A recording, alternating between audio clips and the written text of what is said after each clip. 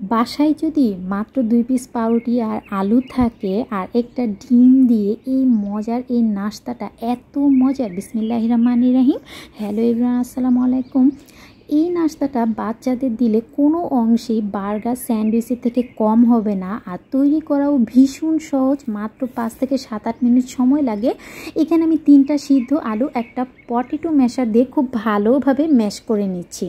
আর এত সহজ, এত মজার একটা নাস্তা বাসায় গেস্ট আসলেও করতে পারেন, বাচ্চা টিফিনেও দিতে পারেন। আপনারা যদি এটা সংরক্ষণ করে রাখেন সেই ক্ষেত্রে পেঁয়াজ বেরেস্তা দিবেন, আর যদি সাথে সাথেই এটা খেয়ে ফেলেন সেই ক্ষেত্রে কাঁচা পেঁয়াজ দিতে পারেন। আমি কিন্তু আজকে কাঁচা পেঁয়াজ দিয়েই করছি। কাঁচামরিচ নিয়েছি, লবণ দিচ্ছি স্বাদ মতো, আর চিলি ফ্লেক্স দিয়ে দিচ্ছি 1 চা চামচ। ঝালটাও অবশ্যই নিজেদের পছন্দ মতো দিয়ে দিবেন। আর এখানে যদি আপনারা ধনে পাতা থাকে ধনে পাতা দিবেন। আর আমি 2 চিমটির মতো এখানে গোলমরিচের গুঁড়া দিয়ে দিচ্ছি, আর দিয়ে দিচ্ছি 1/2 চা চামচ ভাজা জিরার গুঁড়া। সবগুলো উপকরণ আমি আলুর সাথে মিক্স করে নিব। আমরা যে আলু ভর্তা করি সেরকম করে মিক্স করে নিচ্ছি। আমি আবারও বলছি, আপনারা চাইলে পেঁয়াজ বেরেস্তাটাও দিতে পারেন। এখন আমার লাগবে পাউরুটি।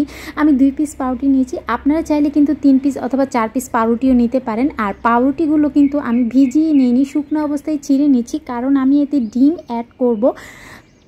আর ডিম অ্যাড করলে তখন পাউরুটিগুলো কিন্তু খুব সহজেই সফট হয়ে যাবে।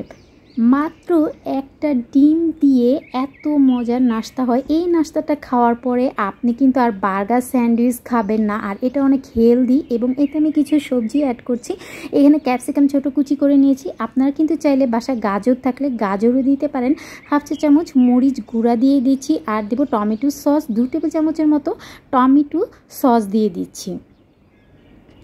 সবগুলো উপকরণ এখন যে কাজটা করব, খুব ভালোভাবে মিক্স করে নিব। তো আপনাদের যদি মনে হয় যে নাস্তাটা একটু হার্ড হয়ে গিয়েছে, সেই ক্ষেত্রে আপনারা আরেকটা ডিম অ্যাড করতে পারেন, যদি আপনারা পাউরুটির পরিমাণটা আরেকটু বাড়িয়ে দেন।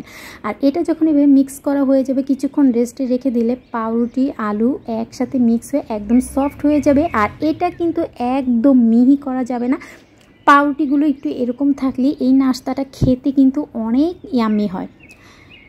অবশ্যই বাসায় ট্রাই করবেন, এবং এভাবে রেডি করে আপনারা ডিপ ফ্রিজে রেখে দিতে পারেন সংরক্ষণ করে।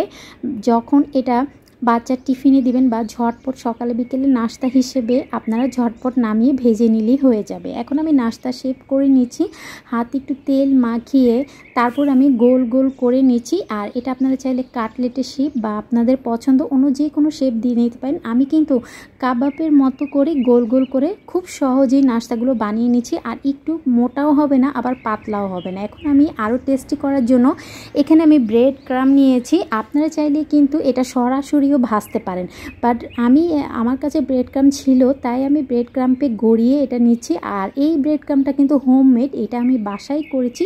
খুব সহজেই কিন্তু আপনারা পাউরুটি ব্লেন্ডারে গুঁড়া করে চুলায় একটু ফুড কালার দিয়ে আপনারা হালকা ভেজে নিলে আপনার ব্রেড ক্রাম্ব হয়ে যাবে। এই পর্যায়ে আপনারা একটা এয়ারটাইট বক্সে করে সংরক্ষণ করে রাখতে পারেন ডিপ ফ্রিজে। তারপর যখন এটা খাবেন নামিয়ে 5 মিনিট পর ভেজে নিলেই হয়ে যাবে। এখন আমি ভাজবো। ভাজার জন্য তেল নিয়ে নিয়েছি, আর তেলটা কিন্তু খুব বেশি গরম হবে না। আপনারা কিন্তু অবশ্যই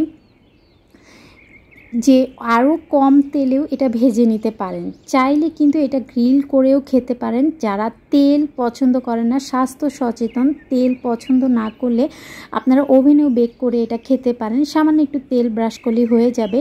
তো আমি এটা তেলেই ভেজে নিয়েছি। তেলটা গরম হলে একে একে সবগুলো নাস্তা আমি দিয়ে দিচ্ছি, উল্টে পাল্টে। খুব সুন্দর একটা কালার আসলে আমি তুলে নিব। এত মজার এই নাস্তাটা, সত্যি কথা বলতে কি বার্গার স্যান্ডউইচ থেকে কোনো অংশে এই নাস্তাটা কম না।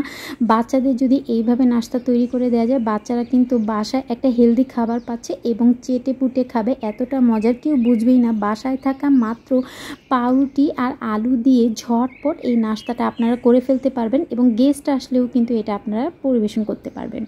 এই যে আমি একটু কড়া করে ভেজে নিয়েছি, আপনারা দেখতেই পাচ্ছেন খুব সুন্দর একটা কালার এসেছে। ভিতরটাও আপনাদের সাথে শেয়ার করব, নিশ্চয়ই অপেক্ষা করছেন কেমন হলো। এই যে দেখুন, এটা কিন্তু প্রচুর গরম। এই যে অবশ্যই একবার হলো বাসায় ট্রাই করবেন। আজ এখানে বিদায় নিচ্ছি। আসসালামু আলাইকুম, আল্লাহ হাফিজ।